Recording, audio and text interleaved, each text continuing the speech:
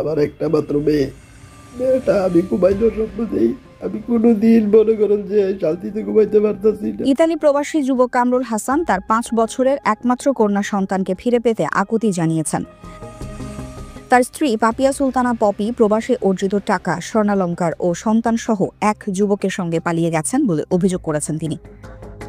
কুমিল্লার বুড়িচং উপজেলার চরানল গ্রামের মনিরুল হকের ছেলে কামরুল হাসান 2014 সালে বুড়িচং সদরের পূর্বপাড়ার মৃত শাহ আলমের মেয়ে পাপিয়া সুলতানা পপিকে পারিবারিকভাবে বিয়ে করেন।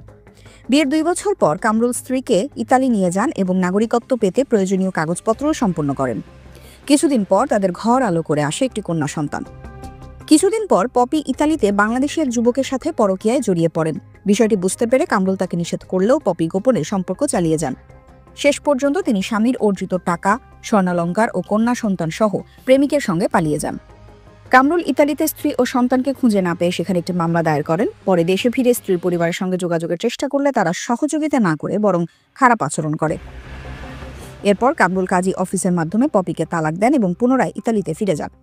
সেখানে বিভিন্ন স্থানে খুঁজতে খুঁজতে জানতে পারেন পপি শরীয়তপুর জেলার নড়িয়া থানার সুরেশ্বর গ্রামের হৃদয় হাসান নামে এক যুবকের সঙ্গে অবস্থান করছেন। এই ঘটনায় কামরুলের বড় ভাই নাজমুল হাসান বাদী হয়ে কুমিল্লা আদালতে পাপিয়া ও তার মা ফরিদা ইয়াসমিনের বিরুদ্ধে মামলা দায়ের করেন। নাজমুল হাসান বলেন, পপির চাচা শাহজাহান সম্প্রতি এক শিশুকে পানিতে ফেলে হত্যার চেষ্টা করে, যার ভিডিও সামাজিক যোগাযোগ মাধ্যমে ভাইরাল হয়। এই পরিবারের কাছে আমাদের সন্তান মোটেও নিরাপদ নয়।